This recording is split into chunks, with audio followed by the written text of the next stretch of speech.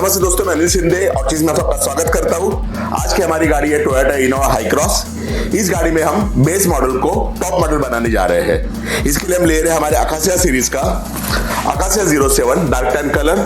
Stitching का colour होने वाला है डार्क टैन और स्टीयरिंग व्हील बनने जा रहे हैं हमारे अंजेलिका सीरीज के जनूर इटालियन लेदर में AL10 ब्लैक कलर में और स्टीयरिंग के लिए स्टिचिंग का कलर होने वाला है ब्लैक। आइए गाड़ी देखते हैं।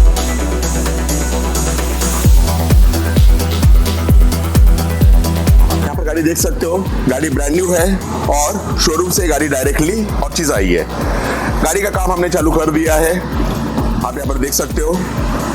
आप आगे प्रोसेस का वीडियो जरूर देखें, चैनल को सब्सक्राइब करें, वीडियो को लाइक और शेयर करना ना भूलें। Thank you very much.